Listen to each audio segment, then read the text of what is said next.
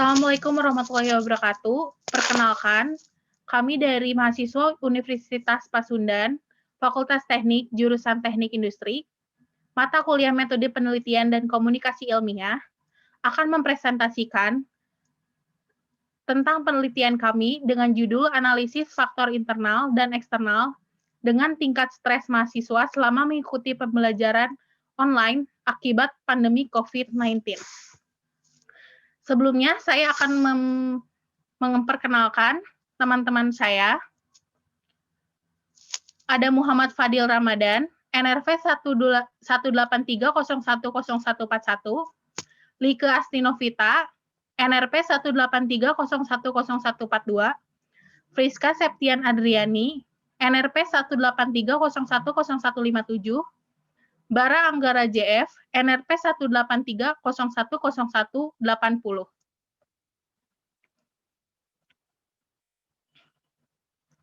Selanjutnya, saya akan menjelaskan tentang COVID-19.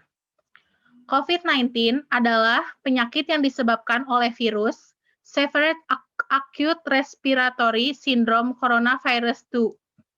COVID-19 dapat menyebabkan gangguan sistem pernapasan, mulai dari gejala ringan seperti flu hingga infeksi paru-paru seperti pneumonia. COVID-19 mulai masuk ke dunia yaitu di negara Cina.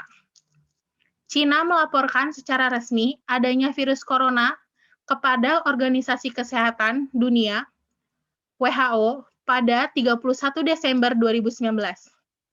Dengan menganalisis foto-foto satelit lalu lintas di sekitar sejumlah rumah sakit di Wuhan, mengatakan warga di sana mungkin telah mulai terinfeksi sejak akhir Agustus 2019. COVID-19 masuk ke Indonesia mulai awal tahun 2020. Sejak awal kemunculannya di awal tahun 2020, kasus COVID-19 semakin hari semakin meningkat akibat terlambat dalam mengidentifikasi awalnya masuk COVID-19 ke Indonesia. Dampak dari coronavirus juga berdampak dengan kondisi sosial masyarakat di Indonesia. Penularan yang relatif cepat mengharuskan social distancing agar penularan dapat dihambat. Social distancing ini juga menyebabkan mahasiswa harus mau tidak mau kuliah dengan secara online atau daring. Karena Indonesia sedang melakukan PSBB, maka semua kegiatan yang dilakukan di luar rumah harus dihentikan sampai pandemi ini mereda. Kebijakan pemerintah ini mulai efektif diberlakukan di beberapa wilayah provinsi di Indonesia pada hari Senin 16 Maret 2020, yang juga diikuti oleh wilayah-wilayah provinsi lainnya. Sistem pembelajaran daring merupakan sistem pembelajaran tanpa tatap muka secara langsung antara guru dan siswa, tetapi dilakukan melalui online yang menggunakan jaringan internet. Sistem pembelajaran dilaksanakan melalui perangkat personal komputer atau laptop yang terhubung dengan koneksi jaringan internet. Berikut ini ada salah satu sistem jaringan untuk belajar online, yaitu e-learning Fakultas Teknik Universitas Pasundan. Materi selanjutnya akan disampaikan oleh rekan saya, yaitu Friska Septian. Silakan. Baiklah, terima kasih Saudari Salsabila. Di sini saya akan menyampaikan tentang masalah yang timbul akibat pembelajaran daring. Yang pertama adalah sinyal jelek. Sinyal jelek bisa timbul karena beberapa hal, diantaranya tempat tinggal mahasiswa tersebut dengan jaringan yang kurang mendukung, serta faktor ekonomi berkaitan dengan pembelian kuota. Masalah selanjutnya yaitu adalah kurang fokus. Kurang fokus bisa timbul dari kondisi fisik mahasiswa tersebut, lingkungan pembelajaran mahasiswa yang kurang kondusif, serta jaringan internet yang suka terputus-putus. Masalah yang sering timbul selanjutnya yaitu adalah tugas menumpuk, kesulitan tidur, serta rasa malas. Selanjutnya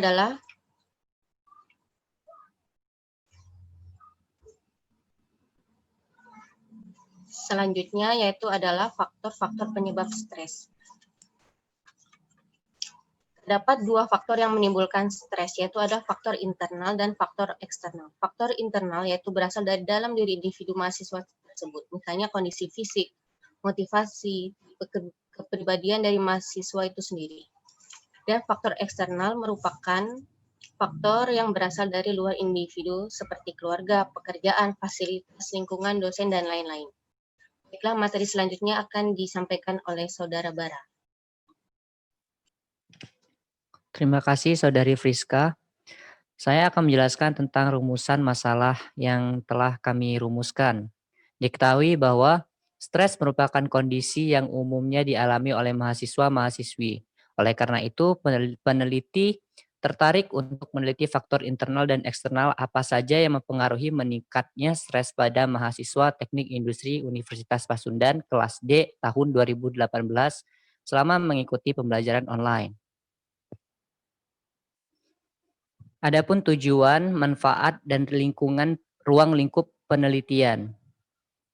Tujuan penelitian kami yaitu peneliti dapat mengetahui faktor internal dan eksternal penyebab stres pada mahasiswa selama menjalani perkuliahan online di masa pandemi COVID-19. Manfaat penelitian. Manfaat dari penelitian kami ini yaitu diharapkan dapat memberikan saran atau solusi bagi tenaga pengajar untuk menunjang pembelajaran online di masa pandemi COVID-19.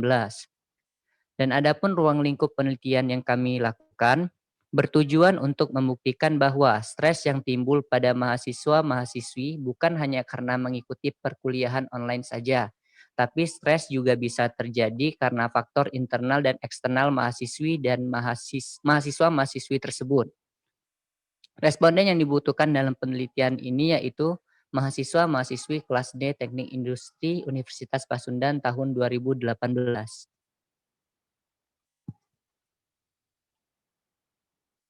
Untuk metodologi penelitian akan dijelaskan oleh Saudara Muhammad Fadil Ramadan. Terima kasih rekan. Jadi di sini metodologi penelitian kelompok kami itu menggunakan pendekatan kuantitatif ya. Nah, menurut Esmir sendiri, pendekatan kuantitatif adalah suatu pendekatan penelitian yang secara primer menggunakan paradigma positivistik untuk mengemban ilmu pengetahuan dan menggunakan strategi penelitian, seperti kegiatan survei yang memerlukan data statistik.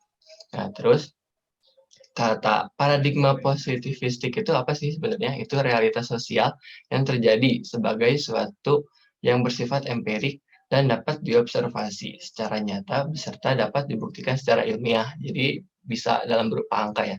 Terus di sini juga kelompok kami menggunakan metode analisis deskriptif. Nah, analisis deskriptif itu adalah metode-metode yang berkaitan dengan pengumpulan dan penyajian suatu data sehingga memberikan informasi yang berguna. Nah, pada slide selanjutnya itu ada pengumpulan data ya. Pengumpulan data yang digunakan dalam penelitian ini itu dengan cara membagikan kuesioner berupa pertanyaan-pertanyaan dengan pilihan jawabannya itu ada seperti sangat tidak setuju, setuju, dan sangat setuju.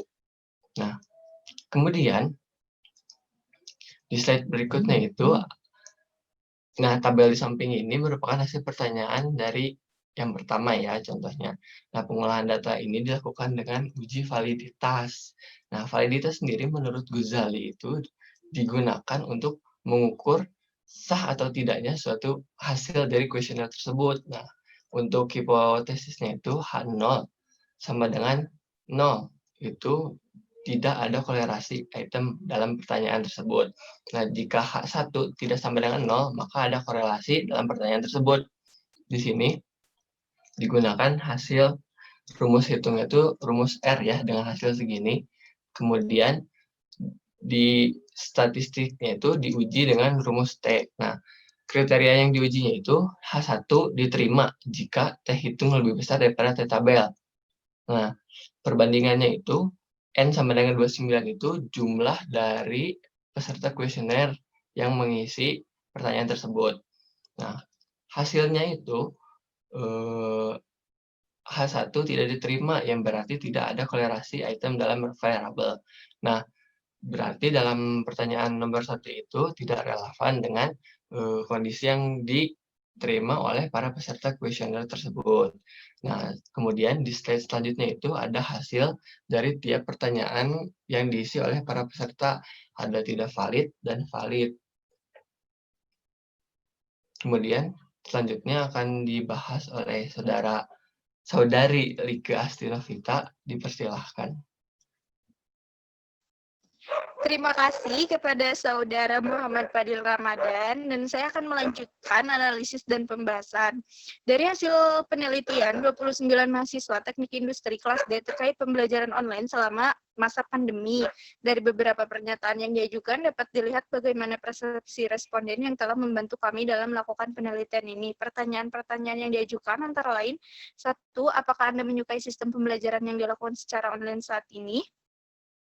Apakah aplikasi tersebut mendukung pembelajaran Anda? Apakah Anda mengalami kesulitan dalam pembelajaran online? Didapatkan respon bahwa banyak mahasiswa tidak menyukai sistem pembelajaran online karena sering terjadi kendala materi yang susah dipahami, tugas, lingkungan yang tidak mendukung pembelajaran online, dan berdasarkan hasil kuesioner tersebut, kendala yang dialami mahasiswa selama pembelajaran online ini sangat banyak, yaitu kendala jaringan internet.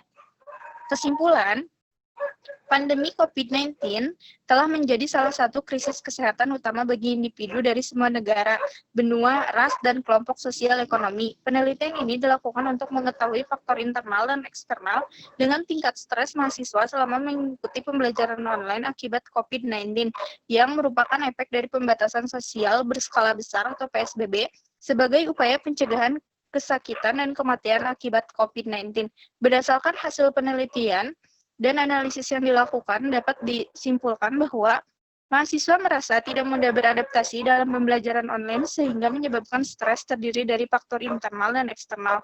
Terdapat kendala yang dialami oleh mahasiswa selama menjalani pembelajaran online, diantaranya kendala jaringan internet, kendala pemahaman, kendala lingkungan, kendala kesehatan, kendala fasilitas, dan kendala materi. Saya serahkan kepada Saudari Salsabila. Baik, terima kasih Saudara Like. Terima kasih untuk seluruh rekan-rekan saya yang telah menjelaskan, dan terima kasih juga kepada dosen, yaitu Bapak Dr. Insinyur Yogi Yogaswara, MT. Sekian dari kelompok kami, mohon maaf bila ada kesalahan. Wassalamualaikum warahmatullahi wabarakatuh. Waalaikumsalam.